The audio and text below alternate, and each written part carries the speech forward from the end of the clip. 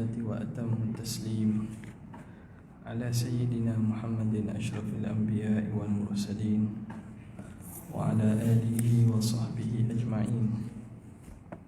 سبحانك لا علم لنا إلا ما علمتنا إنك أنت العليم الحكيم ولا حول ولا قوة إلا بالله العلي العظيم. رب اشرح لي صدري ويسر لي أمري واحلل عقدة من لساني يفقهوا قولي وسدد لساني واهد قلبي بحق سيدنا محمد صلى الله عليه وسلم. اللهم ألهمنا بالعلم وزينا بالحلم وأكرمنا بالتقوى وزمنا بالعافية. اللهم أخرجنا من ظلمات الوهم وأكرمنا بنور الفهم وافتح علينا بمعرفة العلم وحسن أخلاقنا بالحلم واجعلنا ممن يستمعون القول فيتبعون أحسنه. والحمد لله رب العالمين. Alhamdulillah, bersyukur kehadrat Allah Subhanahu wa taala, dengan taufik dan izin daripada Allah kita dapat menyambung lagi pengajian kita daripada kitab Fathul Mu'in pada fasal tentang mas kahwin, yang mana dalam terjemahan kepada bahasa Indonesia ni kita sampai pada muka surat 89 pada kata muallif walaha kawaliyina qisatin. Situ walaha kawaliyina qisatin. Bismillahirrahmanirrahim. Qala al-muallif rahimahullahu ta'ala wa nafa'ana bihi wa bi'ulumihi fid darain amin ya rabbal alamin. Qala walaha kawaliyina qisatin bi sigharin aw jununin wa sayyidi amatin habsu nafsiha litaqbida ghaira muajjalin minal mahril muayyani awil hali sawa'un kana ba'dahu am kullahu. Kata pengarang, bagi isteri sebagaimana pula wali mempelai nakisah.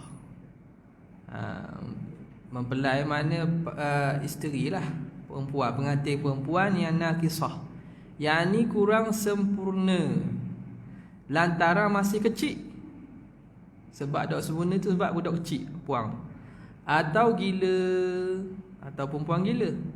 Dan juga tuan pemilik amah, tuan kepada hamba perempuan berhak menahan dirinya.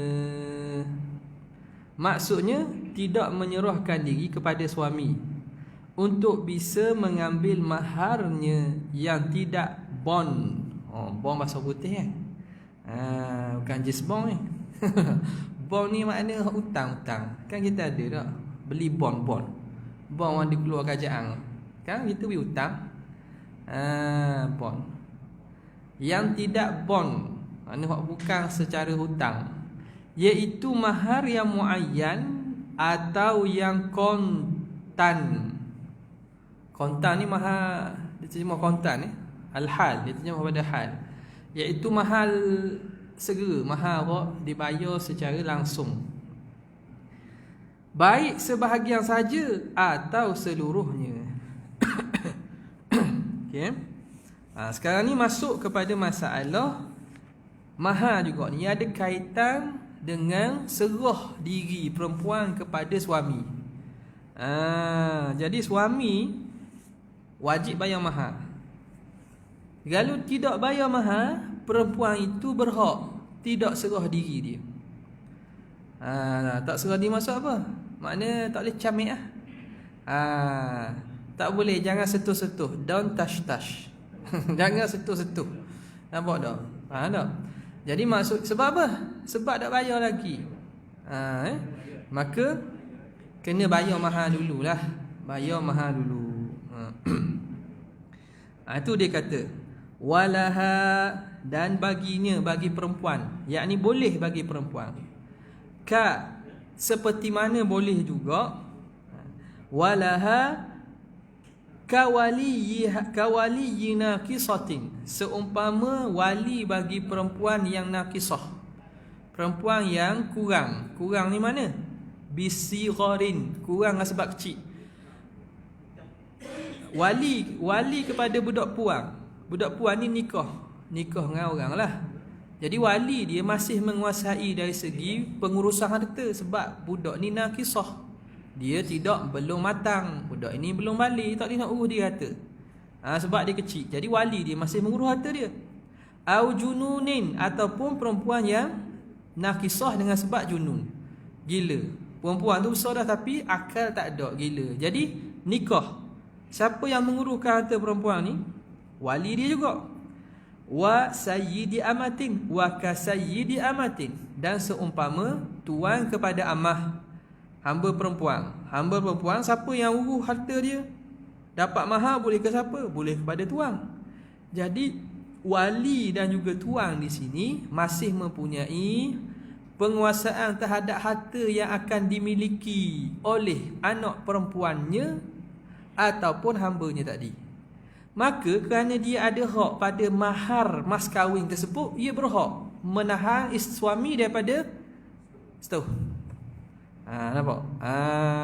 Perempuan juga kalau dewasa, dia sendiri boleh. Dia dah balighah dah, dia balik rasyidah pula. Tok lelaki dak bagi mahar. Dak bagi mahar. Boleh kata. Ya. Hutang apa? Tengok di khabar. Mahar mana ni? Mahar yang mana?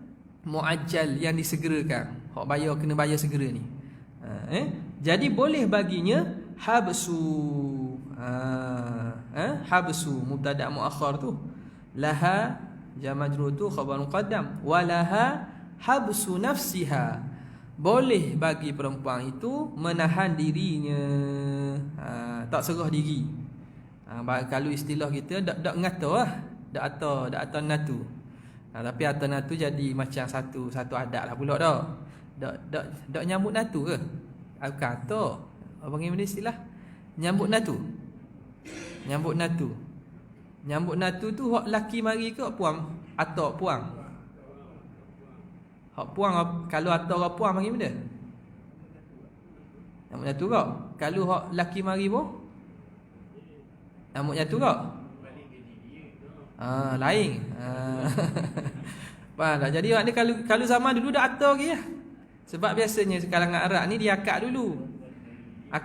Bila nak bersama tu baru atur. Kadang-kadang tempoh akad tu, akad nikah dah lah tapi tak bersama lagi. Jadi atur lambat. Ni tak boleh atur lagi. Tak boleh serah diri lagi. Kalau zaman dulu jelas budaya masyarakat Arab mereka tak atur. Ya. Kalau sekarang ni bayar cara cek okey.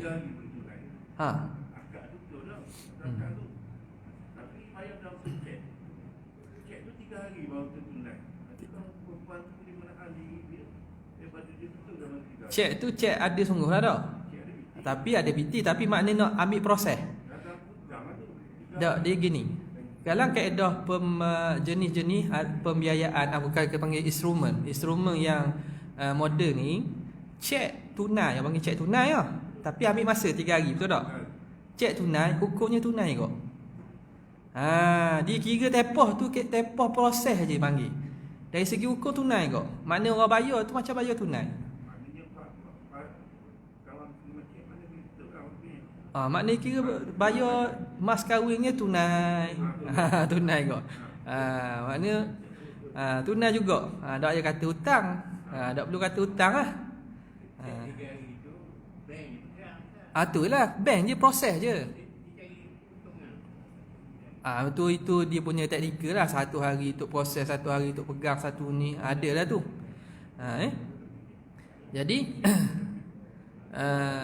3 hari proses tu, 3 hari waktu proses tu dia tak kira. Dia kira macam tunai kau. Mana orang bayar cek tu bayar tunai. Syaratnya memang ada, bukan cek tendang. Cek tendang tak boleh pakai. Macam Piramli tu. Tak, we cek tendang. Ke siapa? Cik mana? We cek tendang. Tak boleh. Tu tak boleh lah tu. Ni cek ada duit lah ni. Cuma kerana proses yang melibatkan proses bank tu, maka 3 hari tu dianggap tempoh yang mana tempoh lazim. Jelas.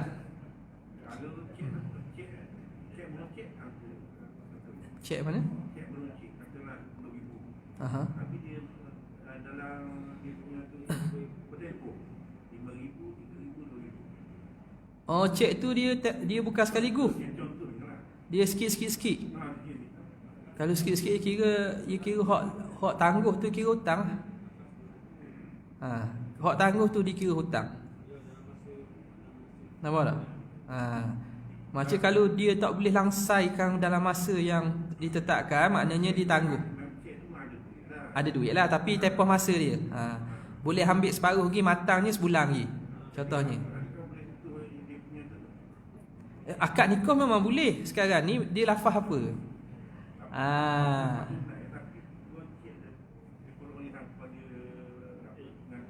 Boleh hang pada menganting. Kalau dia lafaz tunai, nampak tak? Dia lafazkan saja tunai. Padahal dalam tu ada tangguh. Nampak tak? Ada tangguh. Mana kayak gini kalau katalah nak berlaku, katalah tak setuju. Naik ke mahkamah akan kembali kepada Mahamisi. Ataupun dia suluh lah, maknanya tak apa lah, tangguh je lah, tak ada masalah. Tapi dia nak berakad dengan cek yang tangguh bayaran pun tak apa. Sebab tak mesti bayar mas kahwin tu, tak mesti dibayar segera. Nampak? Okey. Tu orang jual buat gitu tak? Gitu orang niaga. Okey, ada pun biasa nikah ni orang cek pun, kalau cek ataupun bank note ke, tak bank draft pun biasa orang buat. Itu benda tu hak ada dah. Cuma proses tu tidak diambil kira lah sebagai tangguh. Okey. Boleh habsu nafsiha litakbidha ghaira muajjal. Boleh perempuan menahan diri tujuan untuk qada, untuk terima mahar yang bukan muajjal, mahar yang bukan tangguh. Makna mahar yang perlu bayar segera. Perempuan tak ada hak. Saya tak mahu serah diri ni. Saya tak mahu ikut awak. Awak bayar dulu. Hak tunai. Hak tangguh. Selain daripada tangguh ni, kalau memang ditangguh dah, awal-awal bayar tahun depan RM5,000 hutang. Tak? Lepas boleh pembiayaan Aisina. Contohnya, bayar tahun depan. Hak tu memang kena serah diri juga. Sebab awak tahu dah berakad dengan bayaran hutang. Bila tahu dah hutang, tak boleh nak tahan diri. Ni sekarang ni yang dibenarkan tahan diri, tak serah diri kalau bayaran tersebut bayar secara langsung. Bayaran tunai. Bila tunai, dia boleh tahan diri dia. Sebelum serah tu nak terima dulu. Okay. Kalau mahar tadi dibahagi dulu. Perempuan bayar separuh, lelaki bayar separuh. Supaya cepat hari punya boleh akad nikahnya. Maknanya kalau lelaki tu hutang lagi lah separuhnya. Mahar bagi bayar separuh. Jadi katalah pakat lah. Pakat. Okey, pakat. Bayar RM5,000. Yang RM5,000 lagi tu dia akan bayar kemudian lah. Bayar dia pakat ni. Dia pakat maknanya dia bayar belaka, lelaki juga bayar. Tapi dia bayar RM5,000 dulu tunai cash. RM5,000 lagi hutang. Tak ada masalah boleh. Ni bincang ni. Makna kalau dia tahan RM5,000 tu, dia berhak tahan diri. Mari RM5,000 dulu. Ni hot cash. RM5,000 lagi, tak boleh tunggu dulu. Tak apa masa lagi. Tapi kalau kata RM5,000 hutang belaka, awak tak boleh tahan diri sebab hutang dah tadi. Daripada awal kena serah diri kau. Ghaira muajjali minal mahril muayyani, daripada mahar yang telah ditentukan. Awil hali, ataupun mahal yang secara langsung cash, mahal yang sekarang. Sawaun kana ba'dahu am kullahu, sama ada muajjal itu ba'dal mahri itu sebahagian itu ba'dal mahar. Hak muajjal tu sebahagian mahar ke atau sekalian ni tak kira. Sawaun kana ba'dahu am kullahu, sama ada sebahagian ataupun kesemua sekali. Sebahagian atau semua sekali, tak ada beza. Hak ditangguh itu kerana sebab sebahagian saja ke ataupun semua sekali. Hak tu tak boleh. fala habsa laha. Maka tidak boleh dia tangguh diri. Dah habis situ. Amma habis situ. Ni dia akan sebut bab muajjal pula ni. Sebut bab muajjal. Kata pengarang, amma law kana muajjalan fala habsalaha wa in halla qabla taslimiha nafsaha lahu. Adapun jika mahar itu tidak bon, mahar itu bon. Jika mahar itu bon, hutanglah, maka sang isteri tidak punya hak menahan dirinya sekalipun masa pelunasannya telah tiba sebelum sang isteri menyerahkan diri kepada suami. Sekarang ni tadi kalau mahar itu bayar segera, maka bila bayar segera, isteri ada hak tak mau serah diri selagi mana suami tak bayar mahar segera. Lagi mana suami tak bayar mahar segera, ada hak. Okey. Adapun amma law kana muajjalan, kalau mahar tersebut mahar yang tangguh, hutang, fala habsalaha, maka tak ada boleh bagi perempuan itu untuk tahan diri dia. Tak boleh tahan diri. Dia kena serah diri juga. Sebab apa? Sebab dia masa akad tu dia tahu dah dia diberi mahar sebagai hutang. Tiba-tiba dia akad juga, maknanya dia redha. Maknanya dia redha lah terima bayaran mahar sebagai hutang. Tiba-tiba nak tahan diri, tak boleh lah gitu. Fala habsalaha. Wa in halla, walaupun telah sampai masa qabla taslimiha nafsaha lahu, sebelum menyerah diri perempuan itu akan dirinya bagi suami. Qabla taslimiha ay taslimiz zaujati nafsaha lahu lizauj. Sebelum, walaupun tempoh itu telah sampai sebelum isteri serah diri pada suami. Guna ni. Katakanlah dia kata aku nikah kamu, nikah dengan aku nikahkan dengan anakku, Mainah katanya, dengan mas kahwinnya RM5,000 hutang. Hutang dibayar awal Ramadan. Dibayar 1 Ramadan. Tu Ramadan bila? Minggu depan tak? Hari Selasa. Jadi ini kelah lahir ni. Minggu depan tak ada lah. Minggu depan orang nak terawih dah. Nak terawih dah. Kelah akhir kita. Untuk sebelum Ramadan ya. Panjang umur lepas raya pula. Okey, jadi dia kata 1 Ramadan. Waktu bayaran, waktu matang boleh ambil. Tiba-tiba perempuan tadi dak pergi lagi, dia pun tangguh, tak mau serah diri. Masuk 1 Ramadan, 2 Ramadan dah. Ambil lebih lah, tak apa. Masuk 2 Ramadan dah. Tiba-tiba suami dak bagi lagi. Padahal tempoh ada dah tu. Siapa dah tempoh tu? Nak bayar 1 Ramadan. 2 Ramadan. Isteri tak serah diri lagi. Suami mari cari. Sebab suami tak ada baru ni. Tak ada. Balik. Nak panggil nak untuk serah diri. Padahal tak bagi lagi. Waktu telah sampai dah. Hukumnya boleh tak perempuan tadi tahan diri? Tak boleh.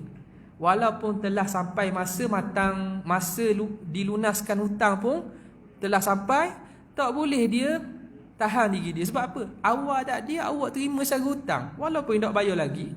Maknanya kalau sebelum tempoh masa pun kena serah diri. Siapa tempoh masa tak serah lagi pun kena serah diri juga. Nampak?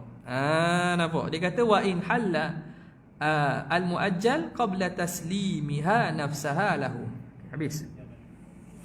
Wa yasqutu haqqul habsi biwat'ihi iyyaha ta'i'atan kamilatan fali ghairiha al-habsu ba'dal kamali illa an yusallimahal waliyu bimaslahatin.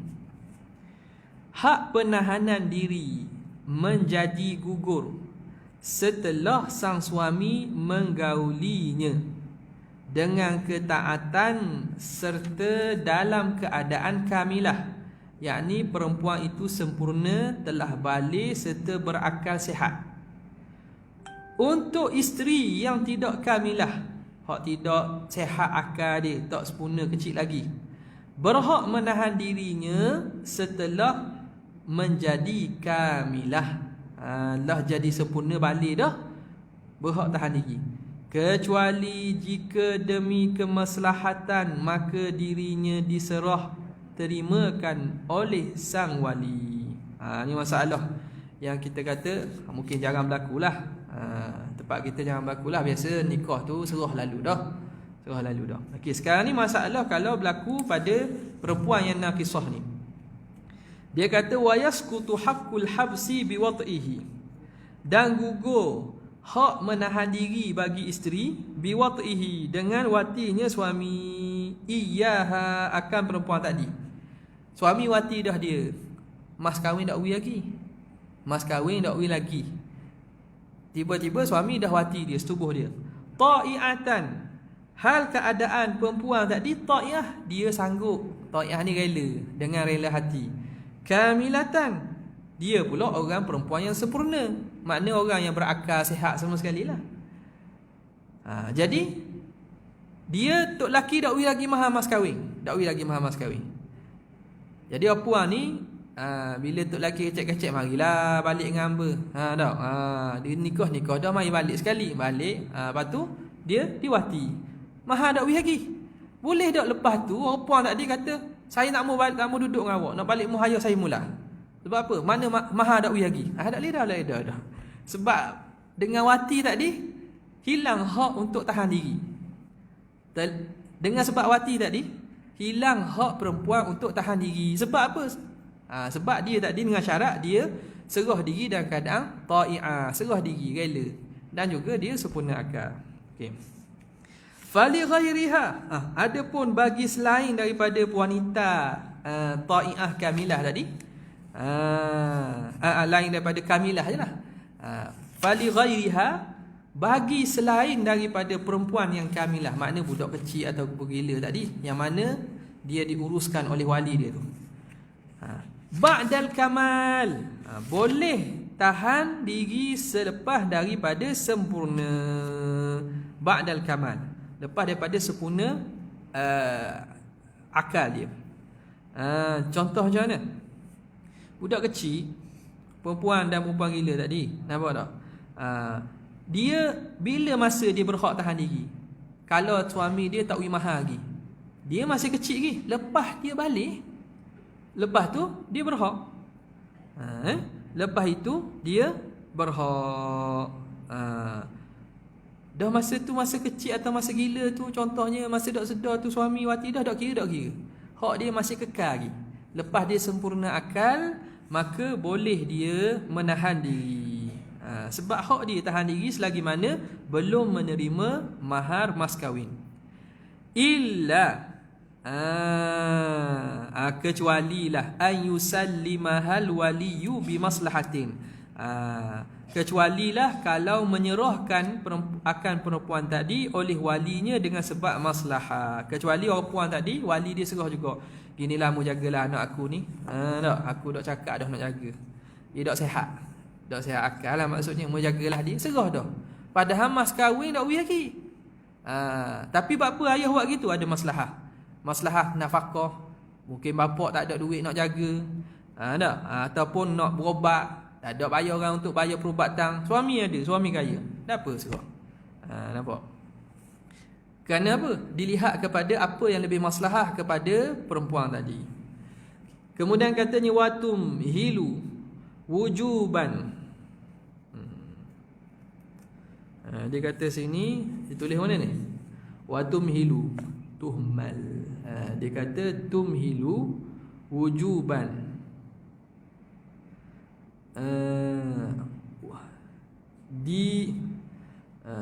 Kita baca dulu. Wa tumhilu wujuban linahwi tanazzufin bit talabi minha aw min waliyiha ma yarahu qadin min 3 ayyamin fa aqalla la linqita'i haidin wa nifasin. Wajib bagi isteri setelah diminta langsung kepadanya atau kepada walinya menunda penyerahan diri untuk semacam membersihkan diri selama waktu menurut petunjuk qadi, iaitu maksima 3 hari. Bukan wajib menunda untuk menunggu habisnya pendarahan haid atau nifas. Jadi di sini dia kata watu mihilu, perempuan tu sendiri menangguh. Kalau moleknya watu mhalu, ditangguhkan. Yumhal, amhala, yumhilu, tumhalu, ditangguhkan perempuan tadi. Kalau di sini makna perempuan tu menangguh lah. Watu mihilu, dan perempuan itu menangguh. Jadi menangguh, menyerahkan dirinya. Watum halu wujuban, dan ditahan diri secara wajib. Wajib linahwi tanazzufin, dengan seumpama untuk membersihkan diri. Jadi boleh kalau perempuan itu diberi tangguh, bahkan wajib pula ditangguhkan. Wajib ditangguhkan penyerahan diri seumpama tujuan untuk apa? Untuk bersih diri. Dah nak nikah kan zaman dulu, mungkinlah keadaan perempuan ni mungkin duduk di kawasan Badawi, di kawasan ni atau tu. Jadi bila nak nikah dengan orang ni kena bersih diri lah. Zaman dulu mungkin tak sebersih sekarang. Tak, nak potong mana hak perlu potong, pada rambut ke apa ke, nak bersih diri, nak mandi, buang daki-daki hak ada, nak serah ke orang ni. Jadi maka boleh ditangguh. Ditangguhkan wajib, hukumnya wajib ditangguh dengan seumpama tanazzufin, untuk membersihkan diri. Tujuan untuk bersih diri boleh ditangguh. Tujuan untuk bersih diri boleh ditangguh. Bitalabi minha, dengan tuntutan dan permintaan daripada perempuan. Perempuan tu minta, dia kata saya ni dak sedia gini, dak banyak dak kemas diri ni. Nak pergi betul balik orang-orang contohnya, nak pergi bersih balik muka-muka, buang pori-pori, benda hak tu tutup, benda hak perlu tutup, potong benda perlu potong. Jadi boleh dengan permintaan daripada perempuan. Au min waliha, ataupun daripada wali perempuan. Daripada wali perempuan. Wali minta tangguh. Jadi ginilah, nak serah ni, apa nama ni, minta tangguh. Minta tangguh. Ma yarahu qadin, apa yang dilihat sesuai bagi tuan qadi. Tok qadi rasa sesuai. Nampak tak? Tok qadi kata sesuai. Apa dia? Daripada mana bayan? Min thalathati ayyamin fa aqalla, daripada 3 hari dan kurang. Makna tok qadi boleh tangguh tempoh masa 3 hari dan kurang. Nampak tak? 3 hari dan kurang. Boleh lah minta daripada tok qadi. Tok qadi minta masa sikit sebelum serah anak saya ni. Tok qadi boleh masa 3 hari dan kurang. Boleh, kerana sebab tadilah, la linqita'i haidin, bukan kerana putus haid, wa nifasin, bukan kerana tujuan untuk habis haid dan habis nifas. Boleh tak? Tak boleh. Contoh mana? Nikah dah ni, nikah orang puan ni, nikah masa haid. Nikah masa haid. Ni juga kadang-kadang mak ayah ni, mak ayah ni nikah anak dia, dia tak tengok molek, tak tanya molek orang puan tu. Tak tanya molek orang puan tu, nak nikah kerana nak pilih tarikh tu. Nak 1 April lah, nak raya Cina lah, nak 1 hari bulan 1, 2021, dia nak pilih tarikh. Dia tak tanya orang puan tu, mek mu ni mari darah tak? Ke mu ni sihat tak? Segar tak masa ni? Nak tanya tu. Kadang orang lelaki tak tahu, kan lelaki nak tanya. Mak perempuan tu lah ejah dengan sama besang tak? Besang tak? Dengan besang dia, bakal besang dia. Tarikh ni gini-gini. Sebab orang lelaki, dia expectation dia lain. Tak, baru nak nikah. Rupa pun nikah duk saja. Mana mu nikah ni? Minum air kedang dengan saing. Salah pilih tarikh. Salah pilih tarikh. Tu jangan ambil rengang benda gitu tu. Okey. Jadi Dia tujuan kata dak saya nak dak boleh gini, dak puang ni anak saya dak habis haid lagi. Atau nifas dak habis lagi, dak boleh. Tujuan tu tak boleh untuk tahan. Sebab apa dah haid pun serahlah, bukan boleh buat apa-apa pun. Jadi tidak dikira tujuan yang dibenarkan untuk menahan. Okey, habis. Kata dia, na'am, law khashiyat annahu yata'uha sallamat nafsaha wa 'alaiha, macam jatuh je dah.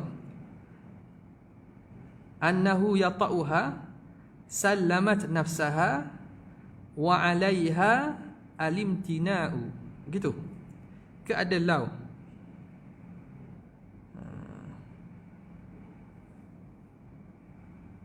Dia kata sini memang apabila tengok ada naskah lain kata naskah lain macam mana? Ada naskah yang betul. Sallamat, dia tulis gitu ke? Sallamat nafsaha. Dia tak ada sebelum tu law. Kita tengok naskah ni, tengok. Okey. Ada naskah lain, ada law, tak ada. Ada law. Law sallamat. Dia tulis mana? Law khashiyat annahu yata'uha. Law sallamat. Tak ada law. Ada. Mana tadi ni?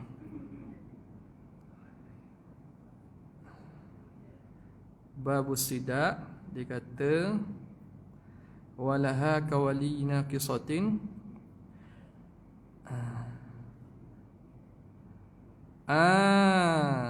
Okey. Betul dah tu. Dia kata sini, memang apabila isteri yang sedang haid atau nifas merasa khawatir akan digauli, maka menyerahkan diri dan menolak digaulinya. Okey, gini. Isunya gini. Perempuan ni dia mari haid. Jadi suami pun dah boleh buat apalah. Tengok saja gelik-gelik je lah. Dia kena serah diri tak? Masih boleh serah diri. Tapi berhak isteri menahan suami daripada muati dia, imtina. Dia kata, na'am. Betul lah begitu, na'am. Dia kata, lau khashiyat annahu yata'uha. Kalau dia bimbang bahawa suami akan watinya,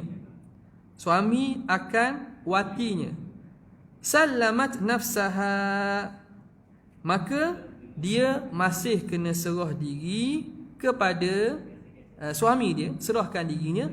Wa 'alaiha alimtina'u, dan wajib atas isteri menahan daripada digauli. Wa 'alaiha alimtina', atas perempuan itulah nak tahan suami tadi. Jadi serahlah. Makna dari segi kalau sebab haid tidak dikira sebab yang boleh tahan, kena serah pada suami.